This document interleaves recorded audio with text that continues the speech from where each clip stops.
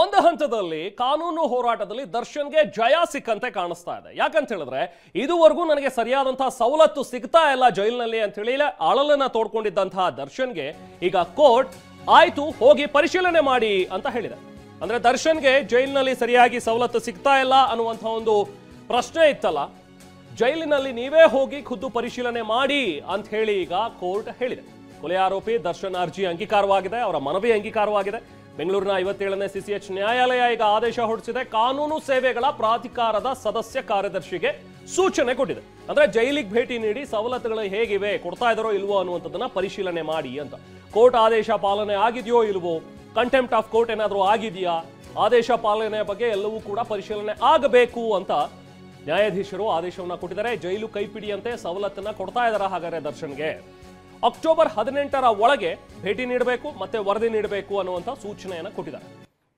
So ಹಾಗೆ ನೋಡ್ತಾ ಹೋದ್ರೆ ದರ್ಶನ್ಗೆ ಒಂದು ರೀತಿ ಸ್ವಲ್ಪ ಮಟ್ಟದ ಜಯ ಅನ್ಬೋದು. ಇದೇನು ಜಯ ಅನ್ನುವಂಥದ್ದಲ್ಲ, ಬಟ್ ಅಟ್ಲೀಸ್ಟ್ ಅವ್ರಿಗೆ ಕೇಳ್ಕೊಂಡಿದ್ರಲ್ಲ, ಇಷ್ಟು ದಿನ ನನಗೆ ಸವಲತ್ತು ಕೊಡ್ತಾ ಇಲ್ಲ, ನನಗೆ ಸೂರ್ಯನ ಬೆಳಕು ಕಾಣಿಸ್ತಾ ಇಲ್ಲ ನನಗೆ ಕಣ್ಣಿಗೆ, ಅಥವಾ ನಮ್ಮನ್ನು ಇನ್ನೂ ಕ್ವಾರಂಟೈನ್ ಎಲ್ಲಲ್ಲಿ ಇಟ್ಟಿದ್ದಾರೆ, ಒಂದು ದಿಂಬು ಕೇಳಿದ್ರು ಕೊಡ್ತಾ ಇಲ್ಲ, ಸರಿಯಾಗಿ ಒಂದು ಹಾಸಿಗೆ ಕೇಳಿದ್ರೆ ಕೊಡ್ತಾ ಇಲ್ಲ ಅನ್ನುವಂಥದ್ದು ಎಲ್ಲದ್ರ ಬಗ್ಗೆನೂ ಕೂಡ ಏನು ಆಕ್ಷೇಪಗಳಿತ್ತಲ್ಲ, ಅದಕ್ಕೆ ಸಂಬಂಧಪಟ್ಟಂತೆ ಈಗ ಕೋರ್ಟ್ ಆಯ್ತು ಹೋಗಿ ಪರಿಶೀಲನೆ ಮಾಡ್ಕೊಂಡು ಬನ್ನಿ ಅನ್ನುವಂಥದ್ರ ಬಗ್ಗೆ ಈಗ ಆದೇಶವನ್ನ ಕೊಟ್ಟಿದೆ. ಹೆಚ್ಚಿನ ಮಾಹಿತಿ ನಾವು ಪ್ರತಿನಿಧಿ ರಮೇಶ್ ನೀಡ್ತಾರೆ. ರಮೇಶ್, ಇವತ್ತು ಹಾಗಾದ್ರೆ ಕೋರ್ಟ್ ಆದೇಶದಲ್ಲಿ ಯಾವೆಲ್ಲ ವಿಚಾರಗಳನ್ನ ಸ್ಪಷ್ಟಪಡಿಸಿದೆ, 18ರ ಒಳಗೆ ಯಾರು ಹೋಗಿ ಈಗ ಅಲ್ಲಿ ಸವಲತ್ತು ಕೊಟ್ಟಿದಾರೋ ಇಲ್ವೋ ಅನ್ನುವಂಥದ್ದನ್ನ ನೋಡ್ಕೊಂಡು ಬರಬೇಕು, ವರದಿಯನ್ನ ಕೊಡಬೇಕು. ಇವತ್ತೇನೇನಾಯ್ತು ಹಾಗಾದ್ರೆ ಕೋರ್ಟ್ನಲ್ಲಿ?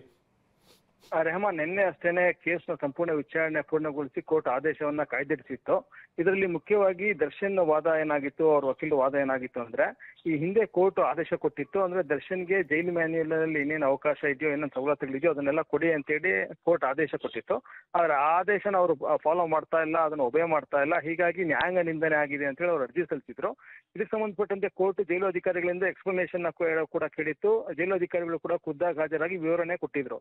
ಅವರು ಕೋರ್ಟ್ ಆದೇಶ ಏನೇನು ಕೊಟ್ಟಿದ್ಯೋ ಅದ್ರ ಪ್ರಕಾರ ನಾವು ಅಂದ್ರೆ ಎಲ್ಲ ಫೆಸಿಲಿಟೀಸ್ ಕೊಡ್ತಾ ಇದೀವಿ, ಜೊತೆಗೆ ಜೈಲ್ ಮ್ಯಾನ್ಯುಯಲ್ ನಲ್ಲಿ ಏನೇನು ಅವಕಾಶ ಇದೆಯೋ ಅದೆಲ್ಲವನ್ನ ಕೂಡ ಕೊಡ್ತಾ ಇದೀವಿ. ಮತ್ತೆ ಅವ್ರ ಆರೋಪಗಳೆಲ್ಲ ಸುಳ್ಳು, ಮತ್ತೆ ಕ್ವಾರಂಟೈನ್ ಸೆಲ್ ಅಂತ ಏನಿಲ್ಲ, ಕ್ವಾರಂಟೈನ್ ಅಂದ್ರೆ ಆ ಸೆಲ್ ಅನ್ನ ಇವರು ಕ್ವಾರಂಟೈನ್ ಸೆಲ್ ಅಂತ ಹೇಳಿದ್ರೆ, ಬಟ್ ಈಗ ಕ್ವಾರಂಟೈನ್ ನಿಯಮಗಳು ಇಲ್ಲದೆ ಇರೋದ್ರಿಂದ ಕ್ವಾರಂಟೈನ್ ಸೆಲ್ ಅಲ್ಲ ಅಂತೇಳಿ ಸಮಜಾಯಿಷಿಯನ್ನ ಕೊಟ್ಟಿದ್ರು.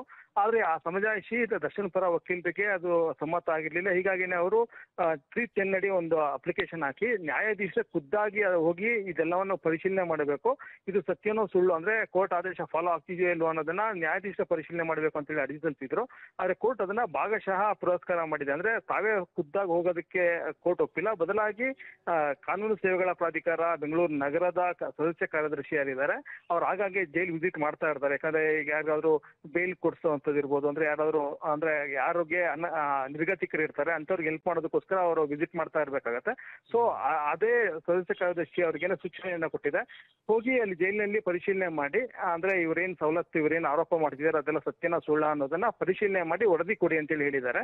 ಅಕ್ಟೋಬರ್ 18ನೇ ತಾರೀಕು ಒಳಗಡೆ ಪರಿಶೀಲನೆ ಮಾಡಿ ವರದಿಯನ್ನ ಕೊಡ್ಬೇಕಾಗತ್ತೆ. ಯಾಕಂದ್ರೆ ಅಕ್ಟೋಬರ್ 18ನೇ ತಾರೀಕಿನ ಮತ್ತೆ ವಿಚಾರಣೆ ಇದೆ. ಅವತ್ತು ದರ್ಶನ್ ಕೂಡ ಕೋರ್ಟ್ಗೆ ಅಂದ್ರೆ ವಿಡಿಯೋ ಕಾನ್ಫರೆನ್ಸಿಂಗ್ ಮುಖಾಂತರ ಹಾಜರಾಗಬೇಕಾಗತ್ತೆ. ಹೀಗಾಗಿ ಅವತ್ತೇನೆ ಈ ಕೇಸ್ನ ವಿಚಾರಣೆ ನಡೆಯುತ್ತೆ. Thank you Ramesh.